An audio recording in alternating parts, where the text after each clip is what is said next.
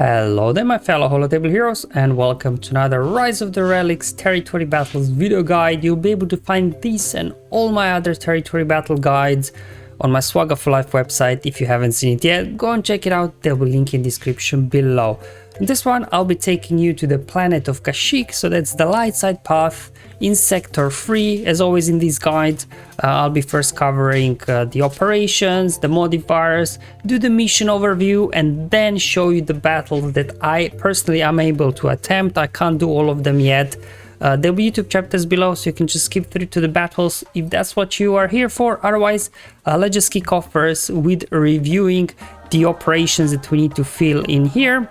It's actually a very important operations here for the fleet missions, because even at level 1 it will unlock assault formation and defensive formation. So if you remember, that's the mechanics we are already familiar with from the light side Geonosis territory battles, where obviously really supercharges your capital ship, allows you, to give reset cooldowns and things like that. So it's a very powerful operation, so you definitely need this one to be able to easily complete the ship's mission here in sector 3 and beyond on the light side. Moving on now onto the ground missions modifiers that we have. So let's first have a look at the enemy modifier for the ground missions. It's a very powerful one. It does a lot of things, but most importantly, whenever an empire uses a special ability during their turn, all empire allies increase the damage they deal by 10% until end of the encounter, and everybody is called to assist. So you definitely want to limit the enemy from using special abilities, ability blocking them, stunning them, and as well then dazing them if you can. So in case somebody does get out a special ability, the allies aren't able to assist, so at least you kind of slow them down a little bit, but they will ramp up damage if you let them loose. So definitely you will want to control them. And on top of it all, as well, they will be summoning probe droid if the summon slot is available, but probe droid you can control anyways. And then we have the modifier for both yourself and as well the enemies. Most importantly, you will notice this: whenever a unit is debuffed, they recover 10% protection. So you will notice these guys are very durable, very tanky, and sometimes you're hitting them but they're actually healing back up. So definitely bringing in some sort of healing immunity will help you deal with this. And as well, whenever a unit is defeated, another random ally takes a bonus turn. Nowadays won't stop bonus turn, only bonus turn meters. Again, as you're defeating the enemies, try to keep them stunned or ability blocked, so they don't get to use the special ability whenever they eventually get a bonus turn once you take down one of their guys. And while I was also playing this, we did actually fill in the platoons here in one of the previous sectors. So we do have the level 3 of the strafing run. So this ability will deal damage to everybody, but most importantly it will dispel buffs on them, so you can get around that pre-taunt that probe droid will have. And it's an AoE, which obviously will help a little bit do some damage. Most importantly, under Jedi training it will get some exposes and your turn meter training rolling. Now in terms of the actual ground missions here, they're quite straightforward, to be honest. So with Jedi Luke Jedi team, you can easily get this done, either versus Mara or versus the bottom left where Imperial offers is ease. Now preferably you will go on the bottom left here, because Mara will otherwise be blinding your Jedi Luke, so it'll a little bit slow you down a little bit. But I did make a mistake a couple of times and I actually did take out Luke versus Mara. I was still able to win, but probably best case going bottom left. Which then obviously the top mission leaves you to whatever you've got, like Jedi Master Kenobi probably can get this done, but my guys are not Relic 7, all of them, so I'm unable to try Jedi Master Kenobi team here. However, I do have Rey Jedi training and her droids at Relic 7, so that's what I'll be using here for the second mission. And for the 5th slot, it's obviously depends what you've got. If you do have Galactic Legend Rey available, she's a great option as the 5th person there. It will make this a little bit safer, I would say, but personally again I'm using Galactic Legend Rey in the mix zone there, so I like to then just put Scavenger in here. She's actually quite good because I do have Zeta on her, so she can keep spreading the unresistible days on the enemy, so they can't assist in case somebody does use a special ability. So that's what I'll be doing, these two teams, Jedi Knight Luke and Rey Jedi training. Obviously, if you do have relics and Omicrons on your Mon Mothma Kyle team, or have a different their team resistance with Finn Omicron lead, obviously this would require your Finn to be relic 7. That's pretty much, you know, kind of the recommended teams here, but I'm sure there are plenty others. It's just some of the most common ones that I've seen people using. Alright, up next we've got the Wookiee mission. Now, I'm unable to attempt this by myself. I'm nowhere near the requirements and I don't have it planned yet.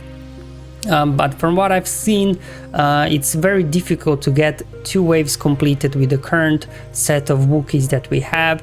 So my suspicion is that the new Wookiee we will be getting as a part of the Cal Kestis requirements hopefully will boost this team here, that they can actually easily complete 2 waves. Hey, maybe there'll be even a territory battle Omicron on him, I'm not sure. Hoping they add a Wookiee tag in there as well, obviously, that we can get some better synergy between these random Wookiees that we currently have. And then finally we have as well the fleet mission. Again, I'm personally not able to attempt this one myself because my profundity is still at 5 stars. It just takes forever, right? 10 blueprints a month takes forever to get it to 7 stars. But anyways, the modifier on here at the start of the encounter, increase the cooldown of call reinforcements by 1 on all capital ships. So not really that crazy modifier in my opinion. So what you'll be facing here actually is Tarkin's ship, and you have to use Profundity, it is a requirement. And as long as you get at least level 1 in operations, I'm pretty sure this is quite trivial there with Profundity, just, you know, using assault and defensive formations and things like that. Alright, so with all the modifiers and everything out of the way and the mission overview, let's go into gameplay finally. So I'll kick off here with the bottom left mission, where in the second wave you face Imperial Officer, and this one I'll be using Jedi Knight Luke lead with, you know, the Jedi that I do have available. Obviously Master Luke here is great, he's fast, he's got a mass ability block and things like that.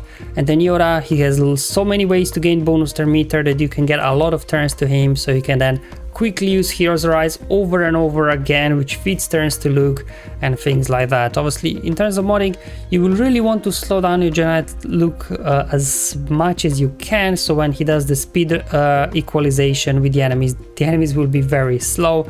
I like to use Jedi Knight Anakin, his basic does land healing immunity, so that little bit helps. Anyway, we start first, use Hero's Rise, which gives Jedi Knight Luke a turn. Then once he gets a turn, he'll reduce the speed on everybody, get a mass stun out there, and then both Luke here and Shakti on their basic, they dispel buffs, so you can quickly remove taunts and things like that. But on that, it's a pretty straightforward affair.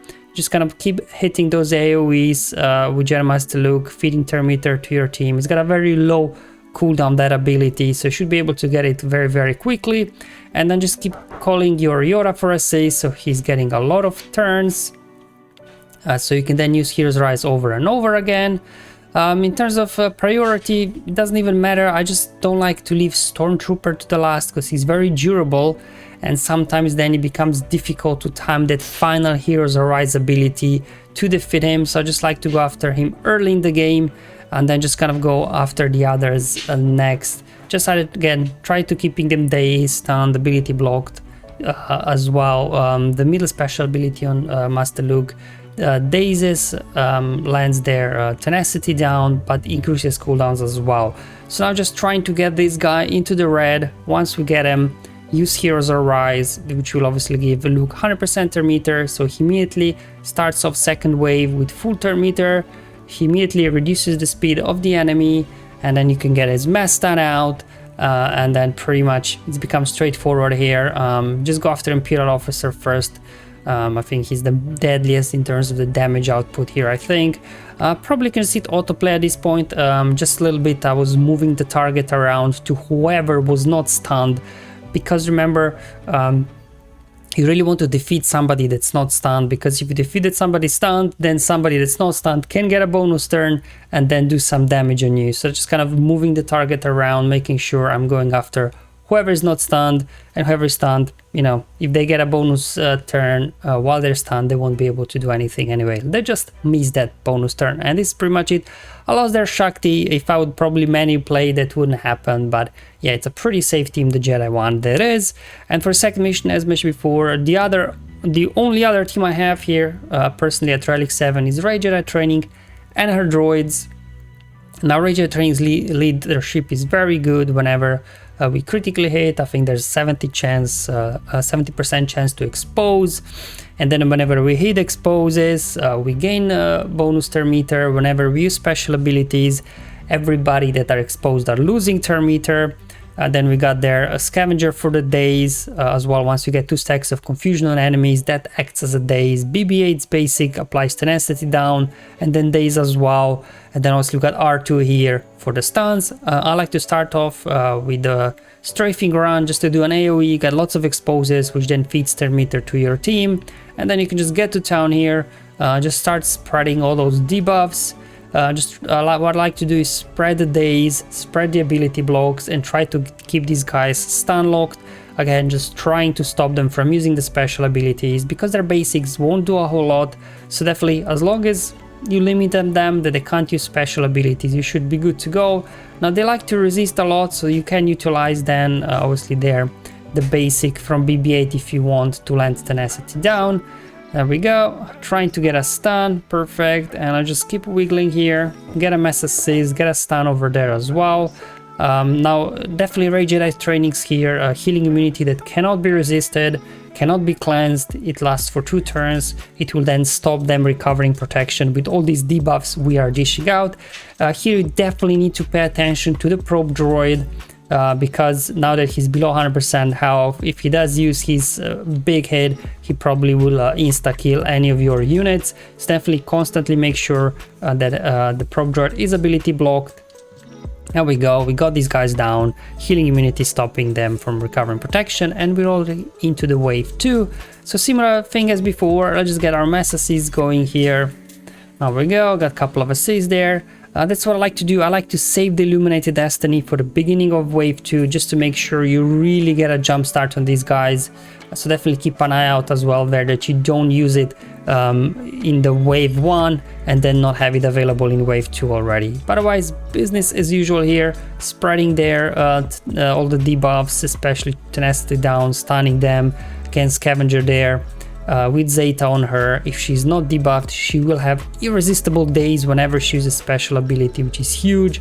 Again, stopping these guys from assisting in case one of them actually does get an ability out. But as you can see, the turn meter train here is in full effect. We keep gaining turn meter, removing turn meter from them, ability blocking them, dazing them. So these guys don't really get a chance to do a whole lot. So just kind of have to keep managing the turn meter, use Raise Mind Trick to remove pretty much full turn meter on these guys. There we go, Illuminated Destiny again, popped up there. Keep doing the lots of damage. There we go, healing immunity again, stopping them from recovering protection, finishing off their Stormtrooper, and now just down to Mara Jade. So there we go, very here, to be honest, very easy. But again, on that opening sequence in wave 1, it can get scary if you're too slow out of the gate. That's why if you do not have Galactic Legend Rey on there just to start off with Lifeblood, you will definitely need lots of speed on these guys. Alright guys, that's all for today's video. Hopefully it was useful and helpful, just talking through, you know, the Kashyyyk there, what's happening, and then show you the only 2 battles I'm actually able to attempt here on this planet. Hopefully I'll see you in the next video, but until then, have fun, enjoy life, and may the RNG be with you, my friends.